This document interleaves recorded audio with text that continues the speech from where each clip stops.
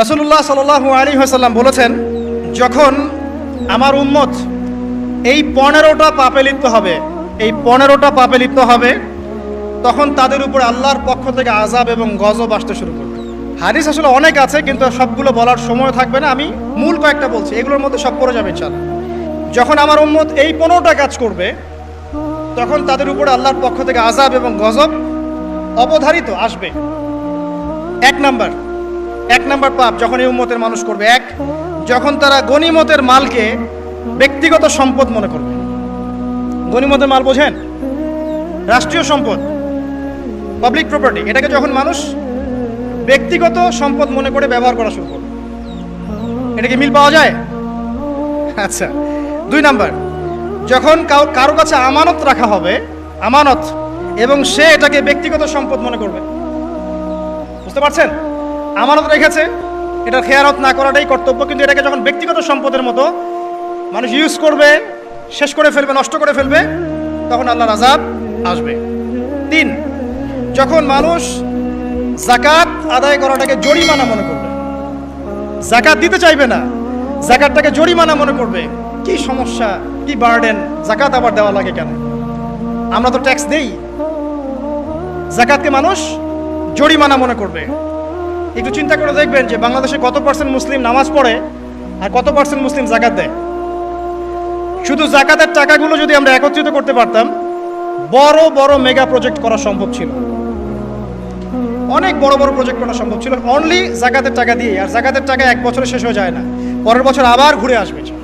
ঠিক আছে, ইসলামিক ইকোনমিক্সের বেসই হলো যাকাত। এটা নিয়ে আমরা ইনশাল্লাহ আরেকদিন কথা বলব। 4 নাম্বার, যখন স্বামী, সমাজের স্বামী যারা আছে, এরা স্ত্রীদের আঁচল ধরে থাকবে। বুঝতে পারছেন? স্বামী স্ত্রীর আঁচল ধরে থাকবে, মানে স্ত্রীর অনুগত, স্ত্রী যা বলবে তাই। আচ্ছা, গায়রত নাই, মানে স্বামী পুরুষত্বের গায়রত নাই। 5 নাম্বার, যখন সন্তান মায়ের অবাধ্য হয়ে স্ত্রীর খেদমত করা শুরু করবে। যখন সন্তান মাকে দেখবে না, স্ত্রীকে দেখবে। পাচ্ছেন মিল সমাজে? আচ্ছা। 6 নাম্বার, যখন বাবার পরিবর্তে, পিতা, বাবার পরিবর্তে মানুষ বন্ধুদেরকে সম্মান করা শুরু করবে। বাবাকে সম্মান করবে না, ফ্রেন্ড সার্কেলকে সম্মান করবে। সুবহানাল্লাহ। এরপরে আসেন 7, যখন, আমার কথায় রাগ করেন না, এটা হাদিসে আছে, যখন সমাজের নিকৃষ্ট মানুষদেরকে নেতৃত্ব দেওয়া হবে। এটা হাদিসে আছে। সমাজের নিকৃষ্ট মানুষকে যখন নেতৃত্বের আসনে বসাবে মানুষ, তখন সমাজে আল্লাহর গজব আসবে। হাদিস তিরমিজি 2211 নম্বর। এরপরে 8, নবী সাল্লাল্লাহু আলাইহি ওয়াসাল্লাম বলছেন, যখন কোনো ব্যক্তিকে সম্মান করা হবে তার টর্চার থেকে বাঁচার জন্য। যখন কোনো মানুষের সম্মান করা হবে তার শাস্তি থেকে বাঁচার জন্য, মানে মানুষ মন থেকে সম্মান আসছে না, ভয়ে আপনি সম্মান করছেন। এই অবস্থা যখন আসবে, তখন আল্লাহর আযাব আসবে। তারপরে 9, যখন মসজিদের মধ্যে, দেখবেন অনেক মসজিদ আছে বাংলাদেশে, মসজিদের মধ্যে হট্টগোল বেড়ে যাবে। মসজিদের মধ্যে হট্টগোল বেড়ে যাবে, আর মসজিদগুলো হবে চাকচিক্যময়, হেদায়েত উঠে যাবে। মসজিদ হবে চকচকা, তাজমহলের মতো এক একটা, কিন্তু হেদায়েত উঠে যাবে, মসজিদে হট্টগোল বেড়ে যাবে। 11, যখন পুরুষেরা রেশমি কাপড় পরবে, পুরুষেরা সিল্কের রেশমি কাপড় পরবে। পুরুষের জন্য স্বর্ণ আর রেশমি কাপড় পরা হারাম।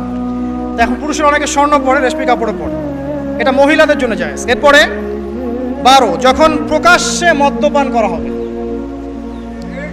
আর মদ্যপানের মধ্যে ভাই সিগারেটও পড়ে, আপনার গাঁজা, ইয়াবা সবই পড়ে।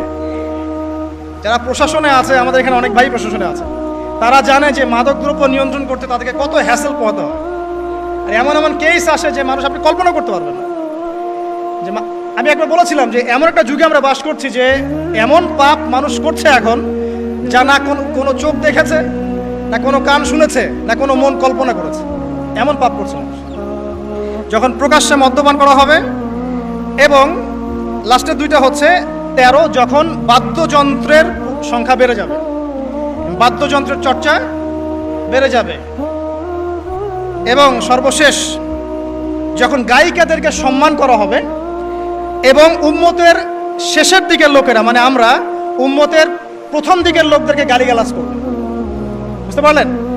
যখন মাদকদ্রব্য প্রকাশ্যে পান করা হবে, যখন আপনার রেশমি কাপড় পুরুষেরা পরবে, যখন বাদ্যযন্ত্র তৈরি করা হবে, চর্চা করা হবে এবং গায়িকাদেরকে সম্মান করা হবে, এবং যখন এই উম্মতের শেষের মানুষেরা উম্মতের প্রথম দিকের মানুষদেরকে গালিগালাজ করবে। সাহাবীরা কি জানতো? আয়েশা রাদিয়াল্লাহু আনহার চরিত্র অমুক ছিল, এই ছিল, সেই ছিল, ইত্যাদি। নাউযুবিল্লাহ। এই কথাগুলো এখন আসে না? এই হাদিসে যে 15টা পয়েন্ট আছে, আমি বেশি হাদিস আনি নাই, আমি নিজে পড়েছি সবগুলোই, কিন্তু আনিনি বেশি হাদিস, এতগুলো বলার সময় নাই। এই একটা হাদিস কি যথেষ্ট না? হাদিসের রাবি আলী রাদিয়াল্লাহু আনহু তিনি বলছেন, যখন এই আমলগুলো সমাজে বেশি বেশি চালু হয়ে যাবে, তখন কি হবে? নবী সাল্লাল্লাহু আলাইহি ওয়াসাল্লাম বলছেন যে তখন জমিনের মধ্যে আল্লাহর পক্ষ থেকে গজব আসবে। কি কি? 1 নাম্বার, প্রবল ঘূর্ণিঝড়, জলোচ্ছ্বাস। 2, আগুনও বর্ষণ হতে পারে, হাদিসে আসছে। 3, ভূমিকম্প হবে বেশি বেশি। 4, মানুষের আকৃতি পরিবর্তন হয়ে যাবে।